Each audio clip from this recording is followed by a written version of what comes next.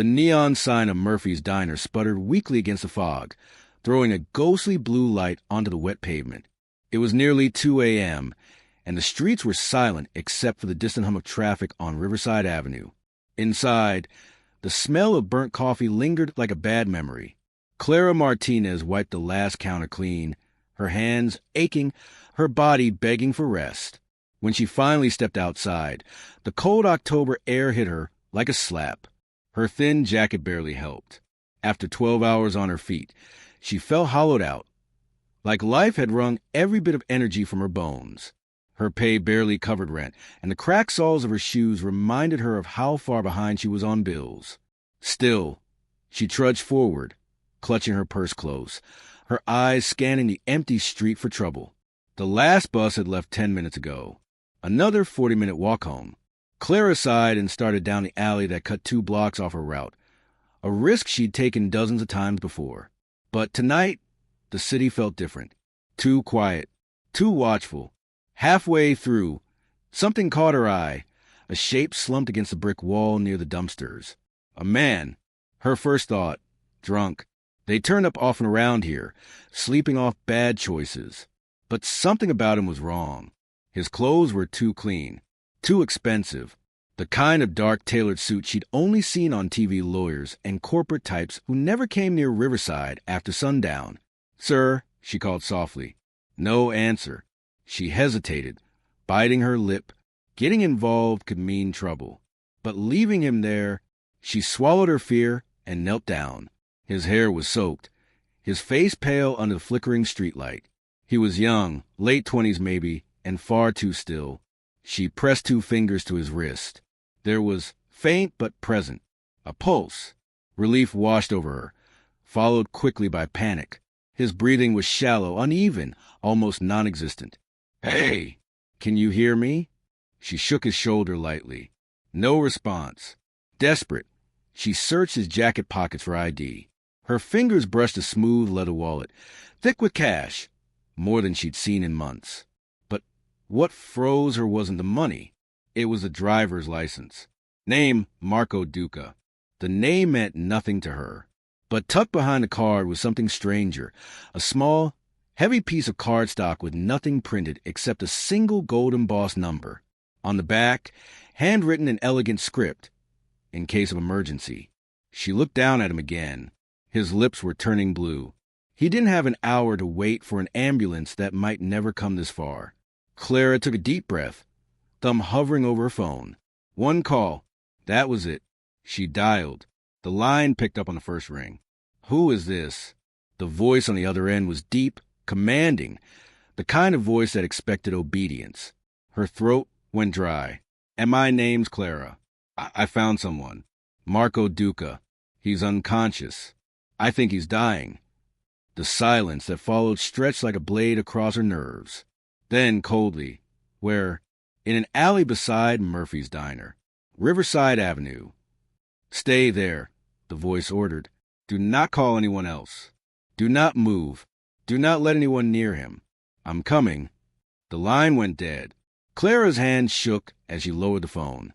Every instinct screamed that she should run, that she'd just called someone dangerous. But then she looked back at Marco's still face. She couldn't walk away. She stripped off her jacket and draped it over him, whispering, "Hold on. Whoever you are, just hold on." Minutes dragged like hours. The rain thickened, washing through the alley in silver streams. Clara kept checking his pulse, terrified each time it felt weaker. Then the sound. Engines. More than one. The low growl of expensive cars cutting through the night. Clara stood, heart pounding. Headlights flooded the alley, blinding her. For sleek black sedans slid to a stop in perfect formation. Doors slammed. Men in dark suits poured out, 6, maybe more. They moved like soldiers. One stepped forward, tall, broad-shouldered, his presence commanding the air itself. The man's gaze found her instantly. His dark eyes glinted beneath the brim of his coat. "You," he said, voice like gravel. "You found him." Clara could only nod. He knelt beside Marco, his movement surprisingly gentle, brushing back the wet hair from his son's face. "How long?" 20 minutes, maybe," she stammered. He was already like this when I... What did you see? His tone cut like a knife.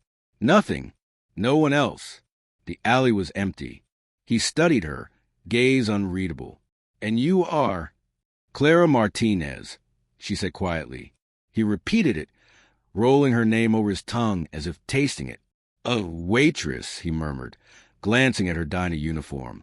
And yet you didn't take the money or run. You called me. His words carried suspicion and something else. Calculation.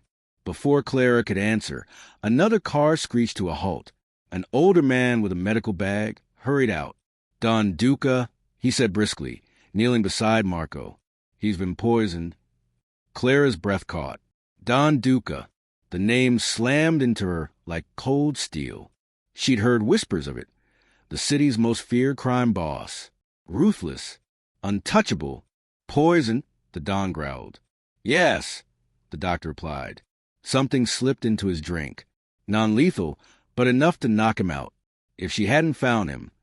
The Don's gaze shifted to Clara, sharp and unreadable. For a long moment, neither spoke.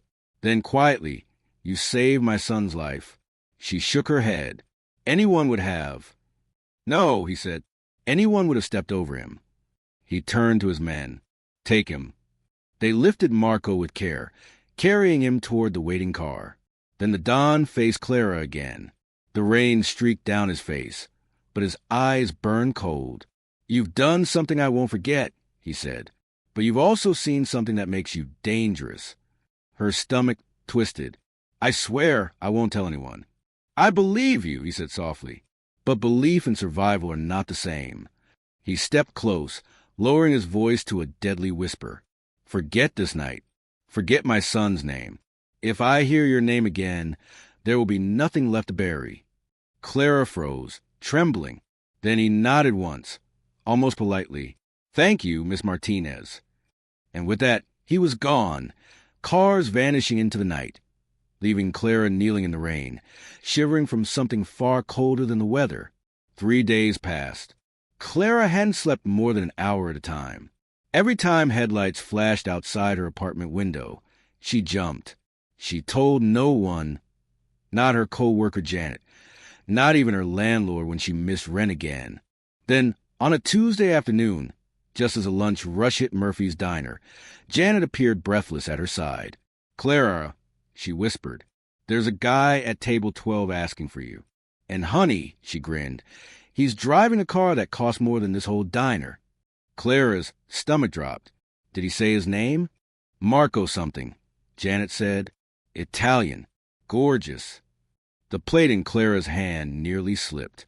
No, it can't be. But it was. When she looked up, he was there, Marco Duca, very much alive, sitting at table 12 like he belonged there. His dark hair was neatly combed, his skin no longer pale but glowing with health. The suit he wore looked even more expensive in daylight. He stood as she approached. Clara Martinez, he said warmly. It's good to finally meet properly. Mr. Duca, she murmured, heart hammering. You shouldn't be here. Please, sit. He gestured to the booth. We need to talk. I'm working. I already spoke to your manager, he said smoothly. You have a break. That single statement told her everything she needed to know about the power this man carried. Reluctantly, she sat. How are you feeling? She asked quietly. Better, Marco said, smiling. Thanks to you. Your father already thanked me. His smile faded. Yes, my father has his ways. But gratitude and threats aren't the same. He reached into his jacket, pulling out an envelope. This is for you. Clara recoiled. I don't want your money. It's not about what you want, he said softly. It's what you deserve. I just did what anyone would. No, he interrupted. You did what no one else would. For a long moment, neither spoke. Then Marco leaned forward. Come with me, just for an hour. What? Let me thank you properly. Show you something beautiful instead of this. He gestured at the flickering lights and cracked tiles. Clara hesitated. Every part of her screamed to say no. But looking at him, the warmth, the sincerity, she felt something she hadn't in years. curiosity. 1 hour, she said finally. Then I come back. Marco's smile lit up the room. 1 hour? When she followed him outside into the gleaming black sedan, the city lights reflecting off the rain-slicked streets, Clara Martinez didn't realize she was stepping out of her old life and into something far more dangerous. The car purred softly as it glided through the city, smooth as silk and utterly silent.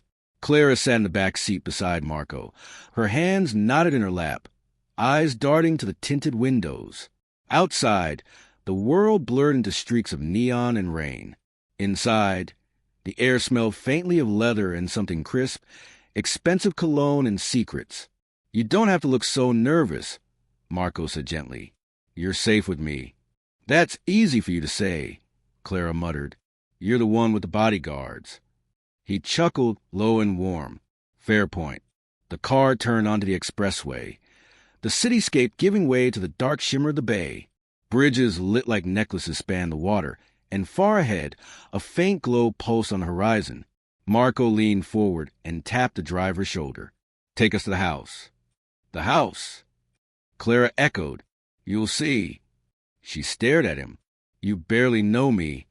His eyes met hers, deep and unreadable. You saved my life. That makes us connected, doesn't it? She didn't answer. Something in his gaze, the quiet intensity, the gentleness that didn't match the rumors about his family, made it hard to look away. 20 minutes later, the car rolled up a winding driveway bordered by old cypress trees. At the top sat a house that didn't belong to this world. Sprawling, all glass and marble, its windows glowing like fireflies in the rain. When the car stopped, Marco stepped out first, offering his hand. Welcome, Clara. She hesitated before taking it. His grip was warm, steady, grounding. Inside, the house was a cathedral of modern luxury. High ceilings, paintings that probably cost more than her apartment building, and a grand piano sitting beneath a chandelier that glittered like ice. Why are you showing me this? She asked, her voice barely above a whisper. Because, Marco said, walking toward the piano, I want you to understand something. People see my last name and assume I'm just like him, that everything I touch is dirty. But I didn't choose his world. She blinked. Your father's? He nodded, his jaw tightening. He runs an empire built on fear. I try to build something else. Clean investments, tech startups, renewable energy. But no matter what I do, the shadow follows. He turned to face her. And that night, when you found me, I realized someone wanted me gone. Someone from inside his world. Clara swallowed hard. You mean? Yes. Someone tried to kill me. And you, Clara Martinez, ruined their plan. The words hit like thunder. I didn't mean to. He smiled faintly. Don't apologize for saving a life. She shook her head. You shouldn't have brought me here. If someone tried to kill you, being around you puts me in danger. I know. He took a step closer, voice softer. But I had to see you again. I needed to thank you and to warn you. Warn me?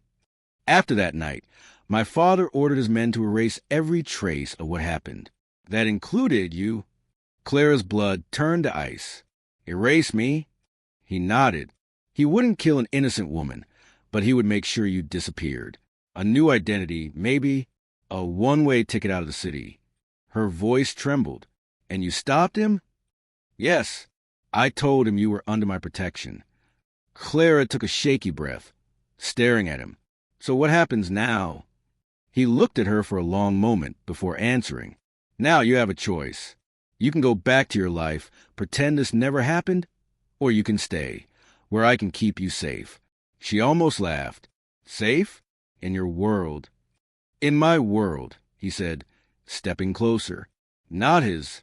For a moment, the silence stretched, thick and charged. She could hear the rain tapping against the glass, could feel her heartbeat pounding in her chest. Then quietly she said, You don't even know me. I know enough, he murmured. You risked everything for a stranger. That's more than I can say for most of the people I've ever known. He reached out, brushing a damp strand of hair from her face. The touch was electric, fleeting, gentle, but enough to unravel something inside her. Clara stepped back, breaking the spell. I can't. I have a job, rent. You don't anymore, Marco said. I paid your landlord. Your debt's cleared. Your job, I'll make sure you have something better. Her breath caught. You had no right. I had every right, he said, his voice suddenly firm. You saved my life. Let me give you yours back. She glared at him, anger and disbelief battling with something she didn't want to name. You can't just buy me a new life, Marco. He held her gaze. I'm not trying to buy you, Clara. I'm trying to protect you. The sincerity in his voice softened her resistance, just a little. After a long pause, he said quietly, Come with me tomorrow. There's something I need to show you. What? The truth. The next morning, he picked her up before dawn. The city was still half asleep, a pale mist curling through the streets. They drove in silence until the skyline gave way to open country. Eventually, they reached a quiet estate surrounded by vineyards. Workers moved through the fields, pruning vines heavy with dew. This was my mother's dream, Marco said, watching the horizon. A place untouched by my father's business. She died before she could finish it. Clara glanced at him. I'm sorry. He nodded, then turned to her. I plan to finish it. Turn this into something good, clean, real. He smiled faintly. Maybe you could help me. Me, she said, startled.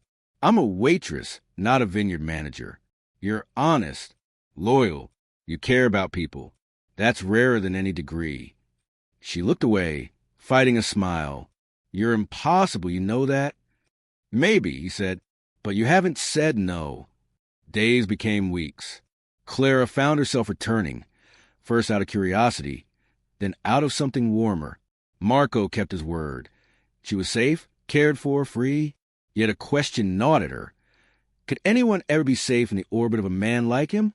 Then one night, everything changed. She was locking up the vineyard office when headlights flared at the gate. A car roared up the drive. Not Marco's. Two men stepped out, armed, faces hidden. Where is he? One barked. I don't know. Clara stammered. Wrong answer. The man raised his gun. A single gunshot echoed before he could pull the trigger. He crumpled to the ground. The second man spun and froze. Marco stood in the doorway, gun still smoking, his face carved in ice. Touch her again, he said, voice low, and I'll burn your world down. The second man dropped his weapon and fled. For a long moment, silence hung heavy. Then Marco turned to her, eyes burning with fear and fury. Are you hurt? Clara shook her head, trembling. You killed him. He would have killed you, Marco said quietly. I told you my world is dangerous. Tears welled in her eyes. I don't want to live like this, Marco. He stepped closer, cupping her face in his hands. Then don't. Leave tonight, if you must. I'll make sure you're safe, wherever you go. She searched his face, the man who'd once been a stranger in the rain, who'd turned her world upside down. If I leave, what happens to you? He smiled faintly. I'll manage. But the sadness in his eyes told her otherwise. Weeks later, Clara woke one morning to a letter on her doorstep. No return address, just her name in Marco's handwriting. Inside, Clara, you once told me love shouldn't come with fear. You were right. So I've decided to finish this fight, to end my father's empire for good. If I don't make it back, know that you gave me something no one else ever could. Peace. Love, Marco. Tears blurred the words. She folded the letter against her chest, whispering into the silence, Don't die on me. Months later, rumors spread. The Duca Empire collapsing. Arrests across the city, accounts frozen. No one knew what had become of Marco. Until one spring morning, Clara was walking by the pier when she saw a familiar silhouette leaning against the railing, watching the sunrise. He turned as she approached, that same soft smile. You still think love's too dangerous? He asked. She shook her head, tears spilling freely. No, she whispered. I think it's worth every risk. He took her hand, their fingers fitting perfectly, as if the night she found in the alley had been fate all along. And together, Beneath the new dawn, they finally walked toward a future neither of them had dared to dream.